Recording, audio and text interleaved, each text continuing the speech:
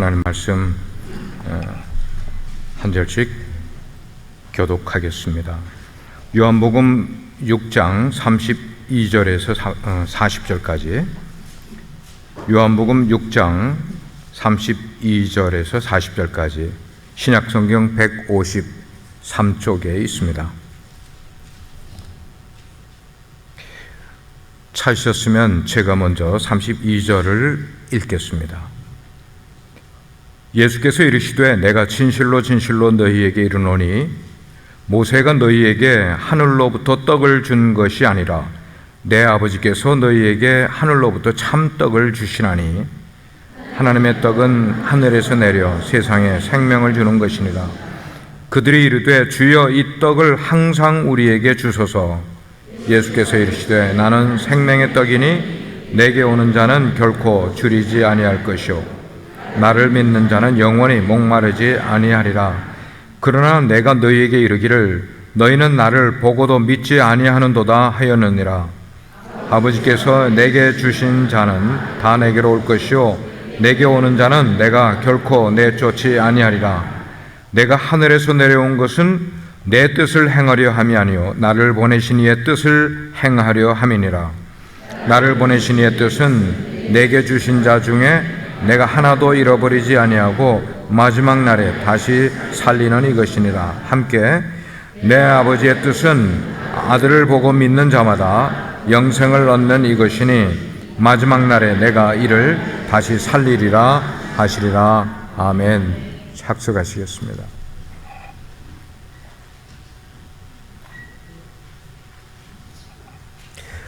여러분 모두 정말 잘 오셨습니다. 오늘은 우리 교회가 지난 6주 동안 준비해오던 우리양 찾기 전도 축제를 가지는 주일입니다. 제가 기대하기는 여러분 가운데 오늘 처음으로 교회 나오신 분 계시리라고 생각하고, 또 어떤 분은 어느 정도 교회를 다니시는 것을 쉬시다가 오늘 다시 나오신 분도 계시리라 생각되고, 어떤 분은 또 가족들에게 이끌려서 억지로 이 자리에 나오신 분도 어쩌면 있을 것이고, 어떤 분들은 마음 가운데 가야지 그런 생각하시다가 이번에 우리 교회의 팀들의 초대를 받고 여러분들이 이 자리에 오신 분들도 계시리라고 생각합니다. 여하튼 어떤 모양 어떤 마음으로 여러분들이 이 자리에 오셨는지 여러분 정말 잘 오셨습니다. 우리 빛과 소금의 교회는 여러분 모두를 주님의 이름으로 환영을 드립니다. 저는 오늘 여러분들이 이 인생에서 가장 행복하고 가장 축복된 발걸음을 하셨으리라고 그렇게 제가 믿습니다. 그리고 이 자리에 계신 여러분들, 우리 성도님들을 포함해서 여러분들 모두에게 한번 질문을 드리고 싶은 질문은, 여러분들은 처음 신앙생활을 어떤 동기로 시작하셨는지 그 동기가 조금 궁금해요. 어떤 동기로 시작하셨을까? 아마 여러분 가운데는 친구 따라서 교회에 구경 갔다가 그 처음 구경 간 그 예배에 이끌려서 계속해서 교회를 다니기 시작한 분도 여러분 가운데 있으리라고 생각을 합니다. 그렇다면 여러분들이 그렇게 친구 따라 구경 삼아 교회를 오셨어도 그것은 절대로 우연이 아니고 하나님의 각본 가운데, 하나님의 예정 가운데 여러분이 그렇게 나오신 거라고 생각을 해요. 처음에는 그렇게 교회에 친구 따라 구경을 하러 가셨지만, 그러나 설교를 들으시는 가운데 여러분의 마음이 열리셨을 것이고, 그 열린 마음에 들린 내용이 뭐냐? 복음이란 말이에요. 기쁜 소식이 여러분에게 들리셨을 것이고, 그 기쁜 소식을 여러분의 마음에 가지면서 예수님을 영접하신 분들, 그리고 그 이후에 계속해서 교회에 남아서 훌륭한 교회의 일꾼이 되신 분들도 저는 참 여러분들을 봤어요. 자, 이런 것을 생각을 하면은 교회에 구경하기 위해서 오셨던 것도 썩 나쁜 것은 아니라고 생각을 합니다. 왜냐하면 그 구경 나왔던 발걸음이 구원으로 연결되고 예수님을 만났고 하나님의 일꾼이 되는 의미 있는 구경이었기 때문이라고 생각을 해요. 성경을 보게 되면 예수님 주변에는 항상 구경꾼들이 얼마나 많이 쫓아다녔는지 몰라요. 그 한 예로 한 중풍병자가 있었습니다. 그런데 이 병자가 혼자 거동을 못하는데 친구들이 이 병자가 누운 침상을 들고 예수님이 기적을 일으킨다는 소문을 듣고 예수님께로 가는 거예요. 근데 예수님이 방에 계신데 그 방으로 들어갈 길이 없는 거예요. 왜? 너무나 많은 사람들이 예수님 계신 그 방 안에, 방 밖에도 몰려 있었기 때문에 이 친구들이 자기 중풍병자 걸린 이 친구를 낫게 해야만 되겠는데 예수님을 만날 수는 없고, 그래서 그들이 머리를 짜서 방법을 택한 것이 뭐냐면 지붕 위로 올라간 거예요. 계단을 타고 지붕 위로 올라가서 그 이스라엘의 팔레스타인 지역의 지붕은 나무로 엮고 그 위에 이렇게 얼기설기 해서 지붕을 간단하게 만드는 것들이 많은데 그 지붕을 뜯어내고 그 침상을, 중풍병자를 예수님 앞으로 내려가게 만들어서 예수님이 결국 그 친구를 고쳐주게 되는 이야기를 보게 돼요. 거기에 많은 사람들이 모였는데 그 사람들 가운데는 구경꾼들도 제법 많이 있었을 거예요. 또 다른 예로 보면은 예수님께서 베세다 광야에서 복음을 전하실 때 수많은 사람들이 모였어요. 성경은 장정만 5,000명이다. 이스라엘 사람들은 남자 장정들만 카운트를 해요. 장정이 5,000명이면 여성들과 아이들까지 합하면 얼마나 많은 사람들이 모였겠습니까? 그 모여있는 사람들이 해가 저녁이 될 때까지 말씀을 듣다가 배가 고팠던 거예요. 제자들 보고 나가서 먹을 걸 좀 가지고 오라 그러니까 먹을 게 없대요. 그러니까 예수님이 그러면 사람들에게 나아가서 물어보라고, 도시락을 갖고 있는 사람 있으면 좀 꺼내오라고 예수님이 시켰어요. 자, 그렇게 해서 어린아이가 도시락을 하나 가지고 나오는데 보리떡 5개와 물고기 2마리가 있는 그 도시락, 엄마가 싸줬겠죠? 그 도시락을 제자의 손에 올려서 제자가 예수님 손에 가지고 갔어요. 예수님이 그 도시락을 들고 하나님 앞에 축복 기도를 하고 나서 제자들에게 나눠주게 하는 거예요. 제자들이 떡을 나눠주는데 떡이 계속 손에 남아있는 거예요. 또 나눠주고 또 나눠주고 수만 명의 사람들에게 떡과 물고기를 나눠줬는데도 그 다 나눠주고 12강줄에게 남았다 그랬어요. 자, 그렇게 많은 사람들이 광야에, 먹을 것도 하나도 없는 광야에 왜 쫓아나갔을까? 물론 그들 가운데는 말씀을 사모해서 예수님의 말씀을 듣고 어떤 사람은 기적을 체험하기 위해서, 그렇지만 또 대다수의 많은 사람들은 구경 간 사람들이 많았단 말이에요. 구경꾼들이, 그렇게 많은 사람들이 예수님 계신 곳에 몰렸단 말이에요. 자, 이런 일들이 성경에 쭉 그렇게 기록이 되어 있어요. 중요한 것은 뭐냐면 구경하기 위해서 나왔더라도 그곳에서 예수님을 만나면 그 사람의 인생에는 굉장히 의미 있는 일이 일어난 것이나 마찬가지인 거예요. 신앙생활에 동기가 참 중요한 거예요. 무슨 동기로 신앙생활을 시작하게 됐냐는 거예요. 한 아이가 엄마에게 물었어요. 엄마는 어떻게 아빠를 만나서 결혼을 하게 됐어요? 라고 물었어요. 엄마가 대답을 해야 되잖아요. 어떻게 아빠를 만나서 결혼했는지를 대답을 해야 되는데 대답이 궁한 거예요. 할 말이 별로 없는 거예요. 그러니까 대답한다는 말이 뭐냐, 어떻게 만나긴 어떻게 만나, 그냥 오다 가다가 그냥 눈 맞아서 결혼했지.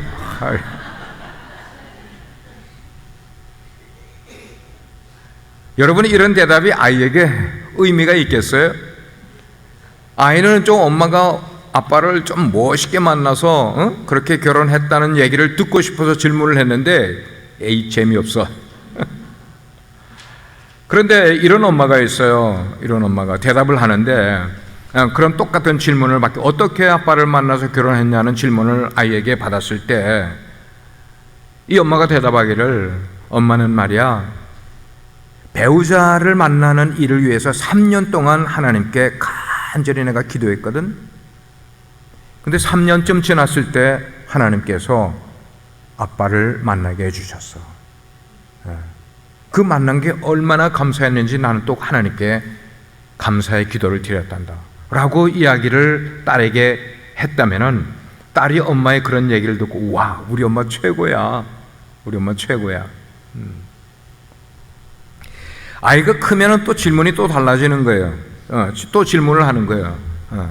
아빠는 나를 어떻게 세상에 낳게 했어요?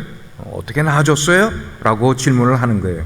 그러니까 아빠가 또 대답하는 게 궁하니까 뭐 어떻게 너를 낳기는 뭐 어떻게 하다가 보니까 너 낳았지 뭐 그냥 이렇게 대답을 해버리니까 아이는 이게 그냥 뭐 이게 희미한 거예요. 뭔가 이렇게 마음에 와닿는 게 하나도 없는 거예요. 어쩌다가 그냥 자기를 낳았다는 거야. 그럼 나는 뭐예요? 나는 아빠 엄마가 어쩌다가 나를 낳았어? 예. 그런데 어떤 그 지혜로운 아빠는 이야기를 하는 거예요. 너를 가지기 위해서 엄마 아빠가 하나님께 정말 시간을 두고 2달 동안이나 간절히 기도를 해서 그렇게 기도를 했더니 하나님이 엄마에게 너를 가질 수 있게 축복해 주셨어. 그래, 나는 또 그게 얼마나 감사한지 하나님께 감사의 예물을 드리면서 그렇게 감사를 했어 라고 이야기를 해 주니까 이 아이가 얼마나 기뻐해요. 자기는 어떻게 세상에 낳게 됐어요? 하나님께 기도의 응답으로 낳게 됐다는 것을 아이가 그거를 느끼게 된 거예요. 여러분, 신앙생활 마찬가지인 거예요. 여러분이 어떤 모양으로 어떤 동기로 신앙생활을 시작했는지 여러분 스스로를 한번 생각해 보시길 바랍니다. 그래서 질문은 어떻게 신앙생활을 시작하게 되었습니까? 라는 질문을 우리 각자에게 해보는 거예요. 자, 그런 질문을 해보게 될 때 대답을 하는데도 뭐 그냥 교회 구경 갔다가 예수 믿게 됐어 이렇게 대답하는 거, 아니면은 아빠의 엄마 아빠가 교회를 다녀서 어릴 때부터 그냥 교회를 따라다니다가 나는 어쩌다 보니까 믿게 됐어. 이런 믿음의 동기는 크게 감명 깊은 믿음의 동기가 될 수는 없을 거예요. 그런데 만약에 그런 질문, 어떻게 신앙생활 시작하게 됐습니까? 라고 질문을 할 때에 이런 대답은 어떻습니까? 저는요, 어느 날 저녁에 내 마음이 강하게 무언가가 이끌려서 나 스스로 교회를 찾아가게 됐어요. 아무도 없는 예배당에 들어가 기도를 하는데 내가 기도를 할 줄 모르지만 뭔지 모르게 마음에 뭉클한 것이 있어서 내가 감동이 되어서 눈물을 쏟으면서 하나님을 찾게 됐어요. 그러면서 내 신앙생활이 시작이 됐어요 라고 말을 할 수가 있다면 아마 그 동기는 그 사람에게는 굉장히 강렬한 인상이 되는, 내 신앙의 시작이 어떻게 시작됐는지를 언제 누가 물어봐도 대답해 줄 수 있는 그런 대답이 될 수 있지 않을까 생각을 하게 돼요. 우린 신앙을 어떻게 시작을 했는가? 어떤 사람은 예수를 믿게 된 게, 신앙생활을 시작한 게 사람을 보고 신앙생활을 시작을 하는 사람이 있어요. 사실 2000년 전에 예수님의 제자들 가운데도 보면은 가만 그 복음서에 기록된 내용들을 보게 되면은 예수님의 제자들이 예수님을 쫓았던 것은 진짜 신앙생활을 위하여 쫓았다기보다는 인간 예수에 이끌려서 예수님을 쫓았던 제자들이 많았던 것을 우리는 알게 돼요. 예수님 속에 감추어진 하나님의 속성, 우리는 그걸 신성이라고 그러는데 예수님의 신성은 보지를 못한 거예요. 인간 예수를 보고 쫓은 거예요. 왜? 어떻게 무슨 모습을 봤어요? 예수님이라는 분은 막 기적을 행하는 거예요. 안준뱅이도 낫게 하고 귀머거리도 낫게 하고 나중에는 죽은 사람도 고치는 그런 기적을 일으키는 분, 오병이어의 역사를 일으키는 분, 사람들이 구름대와 같이 그분을 쫓는 거 보니까 저분에게는 무언가가 있는가 보다라는 생각 때문에 구경을 좋아해서 그렇게 기대감을 가지고 예수님을 쫓고 미련을 가지고 예수님을 쫓은 사람들이 많이 있어요. 그 가운데 예수님의 제자들도 다분히 그런 마음 때문에 예수님을 쫓았던 사람들이 있었어요. 그들은 기대를 했어요. 언젠가 이 예수님께서 나라의 주권자가 되게 되면은, 나라의 높은 위치에 이르게 되면은, 어쩌면은 왕자리에 앉게 되면은 우리에게 무언가가 콩고물이 떨어지지 않을까라는 기대를 가지고 예수님을 쫓았던 사람들이 제자들이었어요. 그런데 이게 웬일입니까? 그렇게 기대감을 가지고 쫓았던 바로 그 예수가 십자가에 죽게 되는 거예요. 그러니까 십자가에 달려 정말 죽음에 이르게 됐을 때에 자기들 속에 가졌던 모든 기대가 다 무너져 내리는 그 순간에 제자들은 마음이 변한 거예요. 배신을 해버리게 된 거예요. 왜 그랬습니까? 왜 제자들이 배신을 했을까요? 예수님을 인간적인 예수로 생각을 했지 하나님이라는 것을 깨닫지 못했기 때문이었어요. 오늘 교회를 다니는 사람들 가운데 사람을 보고 교회를 다니는 사람들이 꽤 많이 있는 것 같아요. 유태인들도 사실 예수님을 정치적인 메시아로 생각했던 적이 많이 있었어요. 그래서 예수님을 보니까 무언가 모르게 예수님에게는 권세가 있는 것 같고 권위가 있는 분 같아 보였습니다. 그래서 혹시 저분이 메시아가 아닐까, 우리나라를 로마로부터 독립시켜 줄 수 있는 그런 메시아가 아닐까라는 생각을 유대인의 마음 가운데 그렇게 가지고 있었어요. 그런데 어느 날 로마의 총독 빌라도의 법정에 선 예수님을 보게 되니까 이전에 기적을 일으키던 그 기적은 어디 간지 모르게 되고, 그리고 예수님이 너무나 무력한 모습으로 빌라도에게 재판을 받는 모습을 볼 때에 많은 유대인들의 기대감이 한순간에 뭐로 바뀌었어요?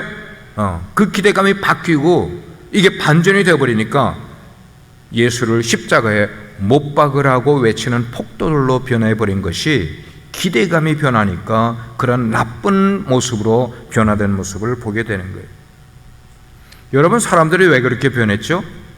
예수님이 기적을 일으킬 때는 그렇게 예수님을 쫓고 따르던 사람들이 어느 한순간에 왜 그렇게 예수님을 반대하고 예수님을 십자가에 못 박는 사람들로 변하게 됐죠? 사람을 보고 신앙을 가지려고 했기 때문이었어요. 인간 예수를 보고 쫓으려고 했기 때문인 거예요.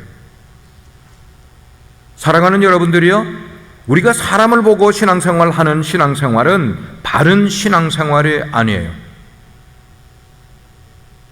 어쩌면 여러분들이 교회를 다니면서 목회자를 보고 다니는 분들도 있을 것이고 신앙에 좋은 모범을 보이는 분을 보면서 다니는 사람들도 있을 거예요. 분명히 있을 거예요. 그러나 이렇게 사람을 보고 신앙생활을 하다가는 넘어질 때가 너무나 많이 있다는 것입니다. 목사를 보고 신앙생활을 하다가 실망해서 교회를 떠나는 사람들이 있죠.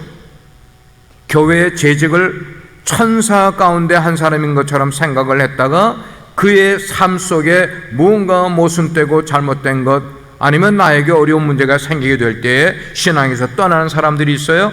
어떤 사람은 교회를 신성한 곳으로 생각을 했다가 교회에 시험이 들어서 실망해서 신앙을 떠나는 사람들도 꽤 많이 있는 것을 보게 돼요. 물론 그럴 수도 있어요. 목회자를 보고도, 재직을 보고도, 아니면 교회를 보고 실망해서 떠날 수도 있어요.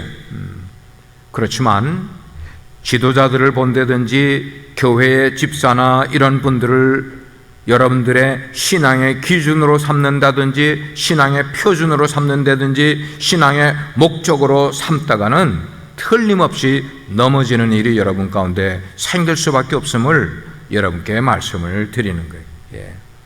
사람을 보고 신앙생활 하는 여러분들이요, 사람을 보고 신앙생활 하면은 틀림없이 상처를 받고 그리고 실망하게 되어 있는 것이에요.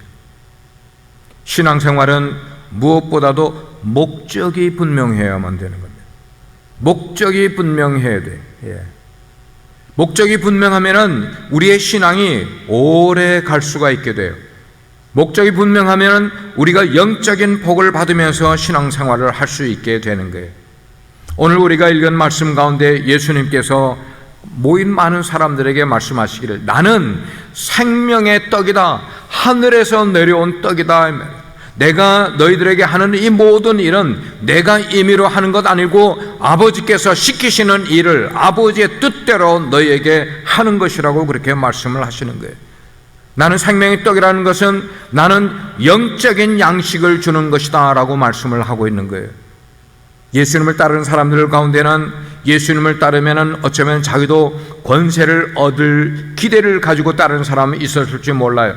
우리의 배고픈 것을 채워줄 수 있는 양식을, 육신의 양식을 주는 분으로 예수님을 따르는 사람들도 있었을 것이에요. 그런데 예수님은 말씀하기를 생명의 떡이다, 하늘의 떡이다. 이건 뭐예요? 나는 영적인 양식을 너희에게 나눠주는 자라고 말씀을 하시는 거예요. 그래서 내게 오는 자는 절대로 굶주리지 않을 것이다.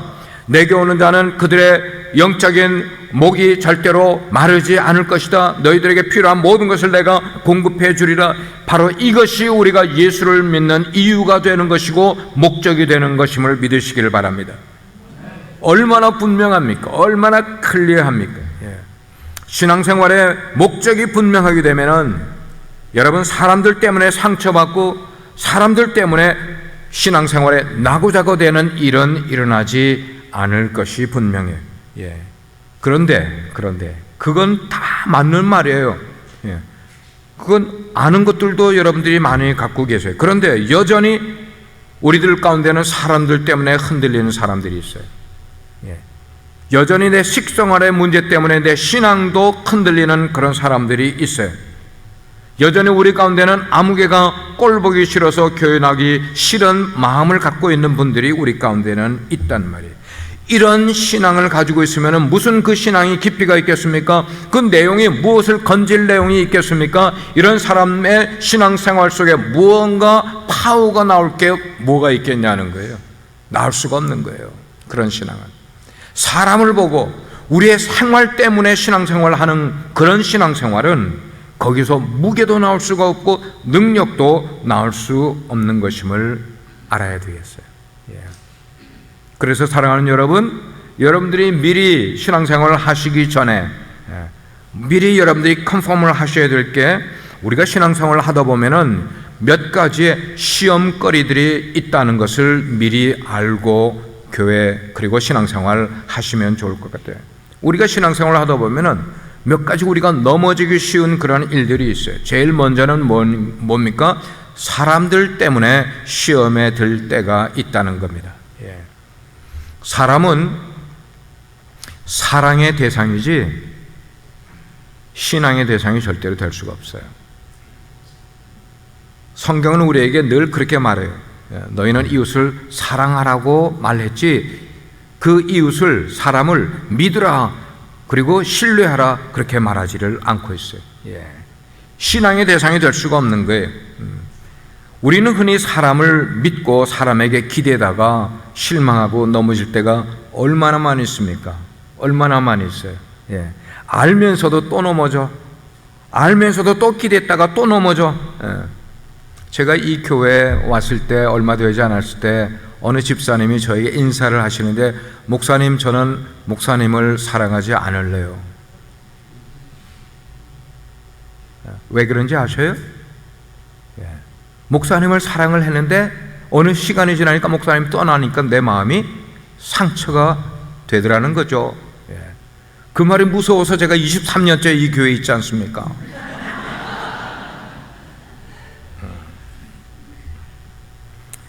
우리의 생활이 너무나 어려우면은 그 어려운 생활 때문에 신앙생활이 힘들어지고 어려울 때가 있어요. 먹고 사는 것에 급급해야 되지 않습니까? 내가 일을 하지 않으면 우리 가족은 누가 책임지고 어떻게 하느냐? 이런 것들이 너무나 우리의 삶에 크게 문제가 되면은 영적 생활에 관심을 가질 여유가 없어져 버리는 거예요. 그래서 하나님께서는 우리에게 필요한 것을 구하라고 말씀을 하는 거예요. 그러나 또 반면에 우리의 생활이 너무나 풍요로우면은, 너무나 여유가 많아지게 되면은, 아쉬운 게 없어지게 되면은 그것 때문에 우리의 신앙생활을 제대로 못하는 경우도 또 생기게 되는 거예요. 너무나 가진 것들이 풍요롭게 되면은 영적인 생활에 전혀 관심을 가질 이유가 없어져 버리는 거예요. 다 있으니까. 내가 필요로 하는 거, 내가 하고 싶은 거 다 가지고 있고 다 할 수 있는 그런 사람은 영적인 것에 대한 관심이 없기 때문에 그 사람은 어디에다가 관심을 두고 인생을 살아가게 됩니까? 육체적인 삶에 몰두하게 되는 겁니다. 많은 것 가져보세요. 많은 권세 가져보세요. 그 사람이 어떻게 인생을 추구하는가를 가만 보면은 오늘날 여러분들이 많이 보고 듣고 있습니다. 그들은 육체적인 삶을 찾다가 육체적인 쾌락에 빠지게 되고 성적인 타락에 들어가게 되고 자기 만족을 위한 죄에 빠지는 삶을 살아가기가 쉽게 되는 것이에요. 오늘날 미국 뉴스, 한국 뉴스를 보세요.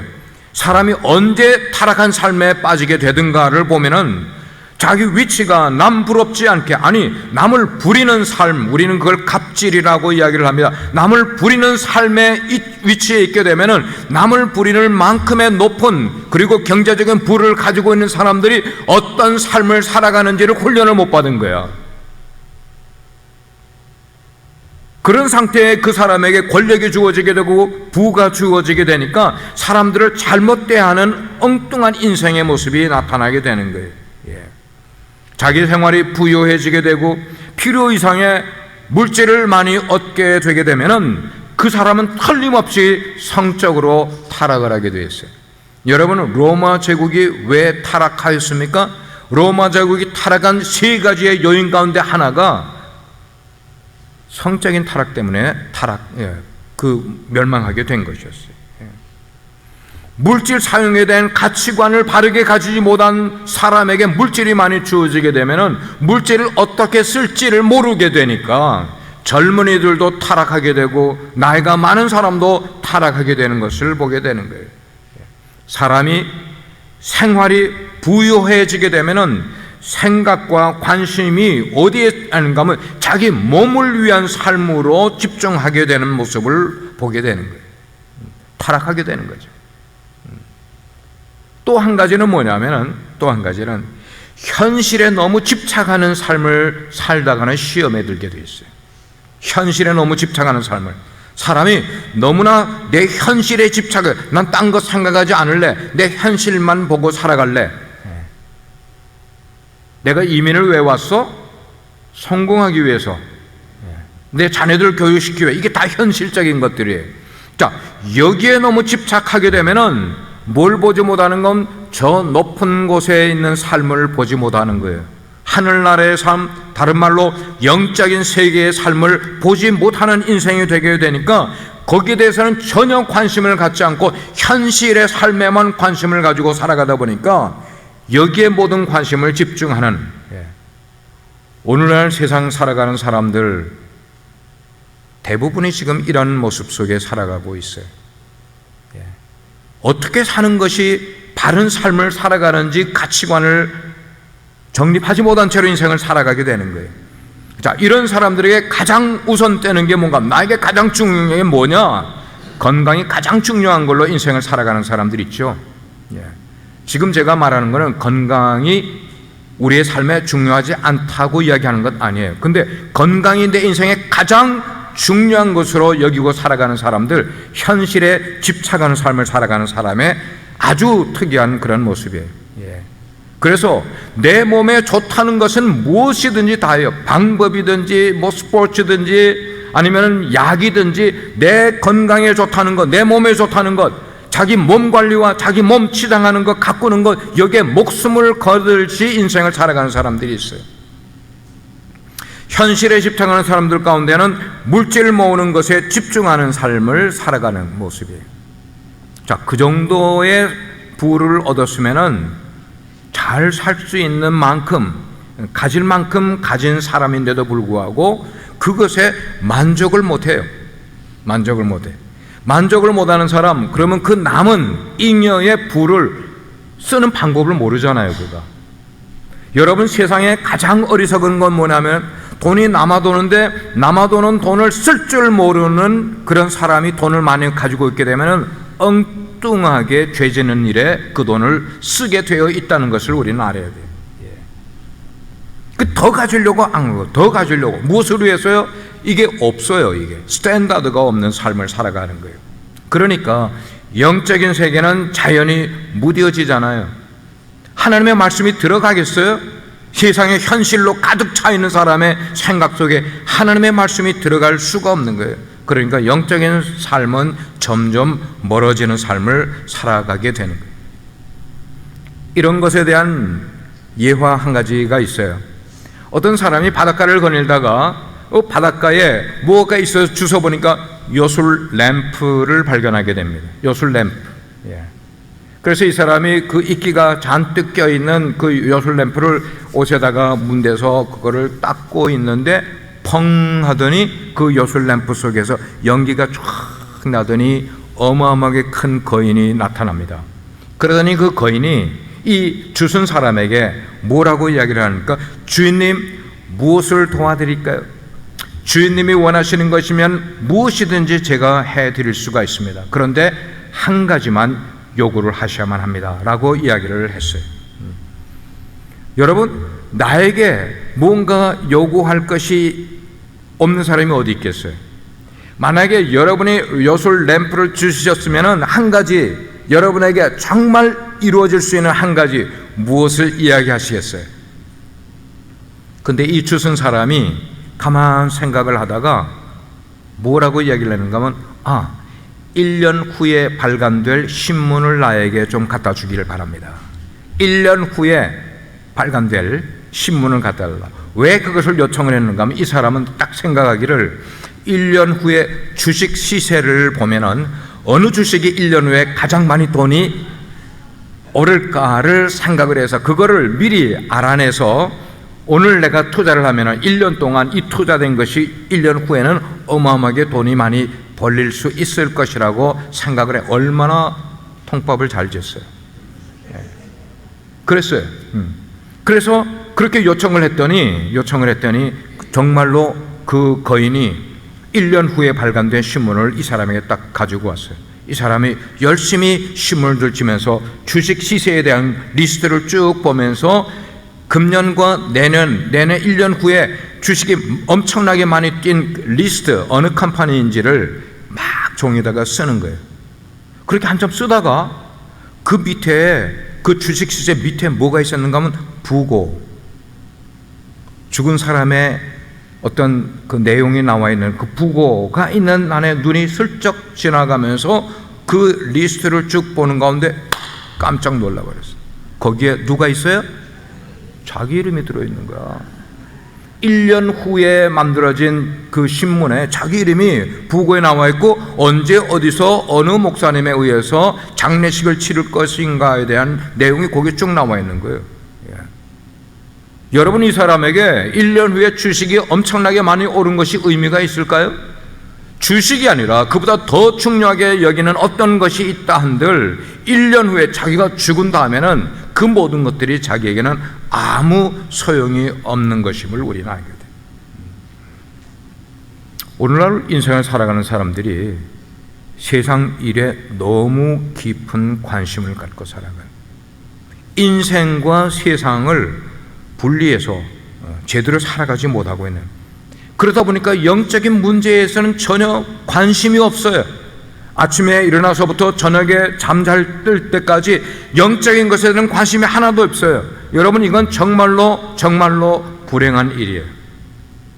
우리는 육체와 영을 가지고 살아가는 존재이기 때문에 육체의 일도 필요해. 먹어야 되는 거예요. 우리의 육체의 즐거움을 위해서 살아가야 되는 거예요. 그러나 이것만이 아니라 우리 인생의 절반 이상은 영적인 삶을 살아가야만 하는데 여기에 관심을 기울이지 못하고 있다는 거예요. 뭘 쫓아가는 거예요? 모두 허상을 쫓는 일에 정신을 빠뜨려서 인생을 살아가고 있는 거예요. 그러다 보니까 세상에 집착하고 현실에 집착하는 삶을 살아가니까 누군가 나에게 돈을 더 많이 주는 일이라 그러면은 훌딱 내 하던 일을 집어치우고 그 일로 옮겨버려. 너무나 쉽게 이런 일들을 하는 모습은 왜 그런가 하면 세상에 현실에 집착한 삶을 살아가기 때문에. 오늘 세상을 얕게 살아가려고 하는 사람들이 얼마나 많이 있어요. 얕게 살아서 돈을 조금 모으는 것을 그렇지 못한 사람은 또 부러워해, 바보같이. 인생을 얕게 살아가는 그 모습이 부러운 거야. 나는 왜 저렇게 얕게 살지 못하지? 라고 생각하면서 말이죠. 우리가 어떤 이익을 얻기 위해서 수단과 방법을 가리지 않는다고 할 때 그 수단과 방법 속에는 내가 이만큼의 이익을 얻게 되면은 틀림없이 다른 사람이 그만큼을 빼앗긴다는 삶을, 우리는 이 삶의 원칙을 알면서 우리의 삶을 살아가야 되는 거예요.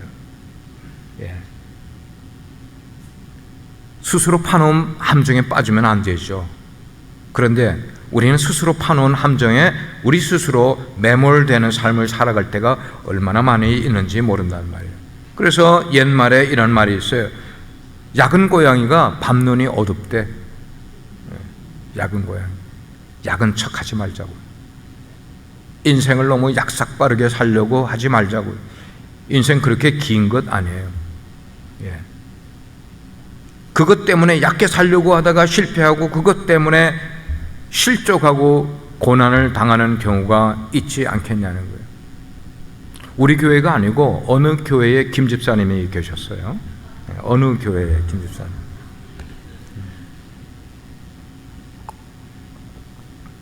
근데 이 김 집사님이 어디를 여행했는가 하면 지옥을 여행을 한 거야. 지옥을. 우리가 지옥 하면은 어떤 생각이 들어요? 거기는 비참하고 눈물이 있고 고통이 있고 비명이 있고 그런 것으로 생각을 했잖아요. 근데 이 김 집사님이 지옥을 갔는데 그게 아닌 거야. 보니까 거기서 먹을 것도 많고 편하고 풍성하게 좋은 거예요. 내가 사는 세상보다 더 좋네. 그래서 이 김 집사님이 세상으로 돌아와서는 지옥에다가 이민 신청을 한 거야. 이민 신청을 했어요. 시간이 지나니까 이민 비자가 나왔어요. 그리고 어느 시간이 딱 되니까 이민을 간 거야. 지옥으로 이민을 딱 갔는데 이게 웬일입니까?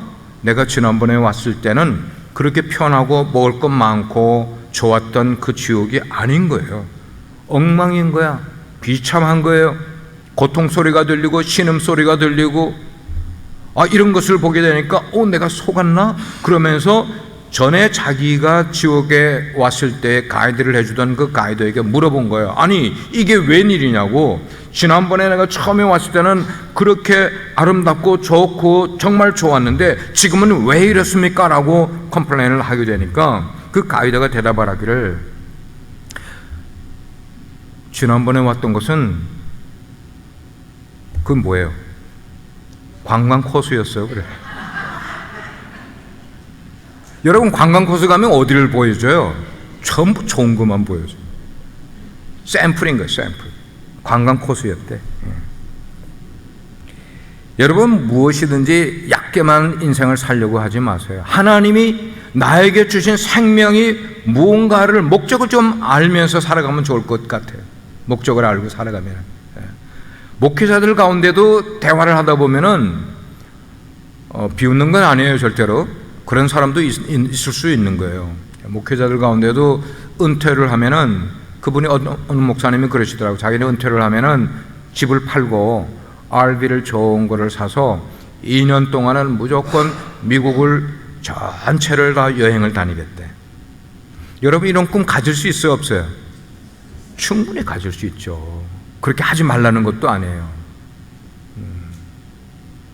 근데 하나님은 저에게는 그런 목표를 주지 않으시더라고요.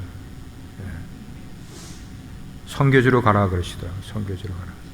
너는 여기 사역을 내려놓으면은 선교지로 가라. 저는 그것이 제 인생의 정말 보람된 마지막이라고 생각합니다. 왜? 인생을 주신 분의 목적에 맞게 살아가는 게 인생을 가장 보람되게 사는 것이라고 저는 깨달았기 때문에. 주신 분, 내 인생을 주신 분의 목적에 따라 살아가는 거야. 왜냐하면 그분이 드라마 작가예요. 내 인생의 작가는 하나님이신 거야. 하나님이 내 인생에 써놓으신 시나리오를 발견해서 그 시나리오대로 인생을 살아가는 것이 내 인생의 가장 중요한 것임을 저는 알기 때문에 그분의 인도에 따라 인생을 살아가려고 하는 거예요. 우리가 그렇게 인생을 하나님의 목적대로 살아가다 보면은 하나님이 우리에게 힘을 주시는 거야. 능력을 주시는 거예요. 용기를 주시는 거예요. 무언가 어려운 일이 있을 때 그걸 브레이크트루 할 수 있는 방어를 주시는 분은 바로 하나님의 뜻대로 살려고 하는 사람에게 하나님이 주시는 거예요. 그렇게 살아가려면은 우리의 마음 중심에 예수님이 강하게 자리 잡고 계셔야죠. 예수님이 내 생각을 좌우하셔야죠. 어떤 결단을 하게 될 때 내 중심에 계신 예수님이 그렇게 결단하라고 하는 대로 시킨 그 삶대로 우리가 인생을 살아가는 거죠. 내가 약삭빠르게 주판 하나를 굴리는 그런 인생을 살아가는 것 아니라 주신 분의 목적대로. 근데 요즘 신앙생활이 너무나 쉽게들 생각을 하니까 그 신앙생활 하는 분들에게 형식적인 믿음을 가진 분들이 참 많은 것 같아요. 말로는 나는 하나님을 믿는다고 말하면서도 실제로 그 사람의 삶을 보면은 자기가 믿는 대로 살아가는 거예요. 자기가 믿는 대로. 하나님의 인도를 따라가는 것 아니라. 예.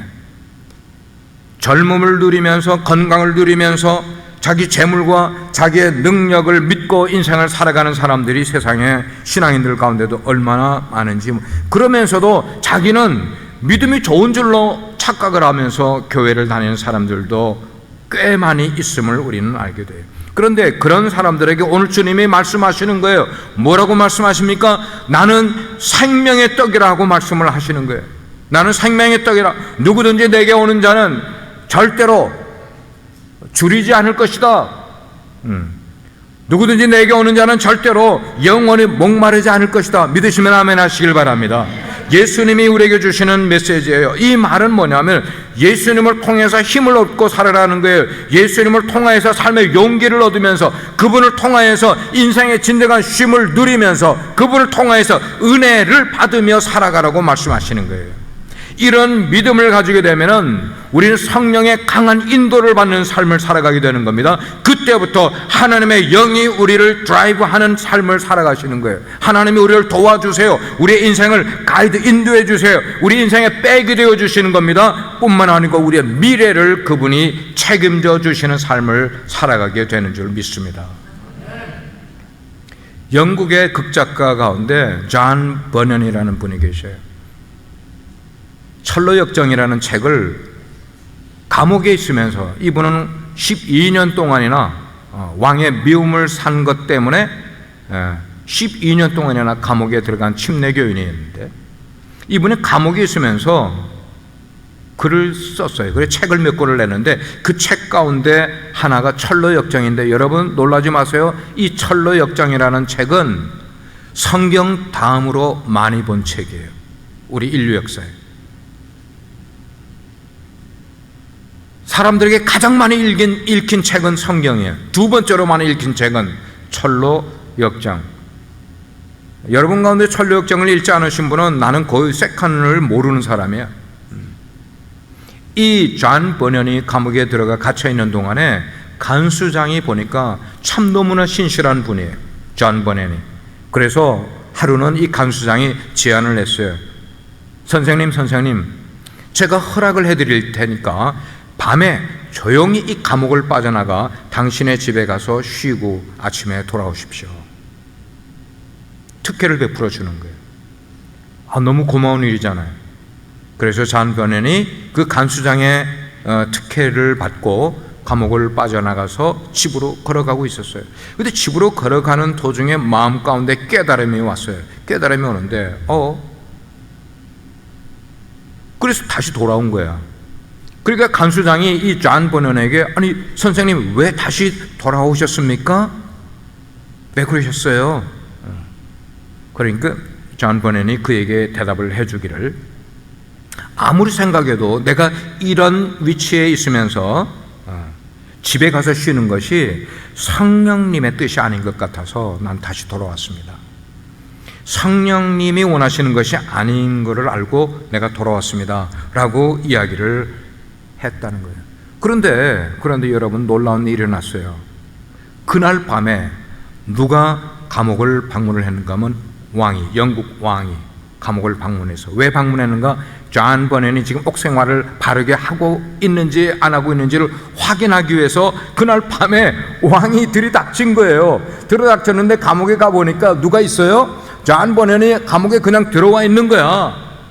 여러분 간수장은 마음이 어떻게 했어요? 간이 떨어질 뻔했죠. 떨어지지는 않았지만 떨어질 뻔했겠죠.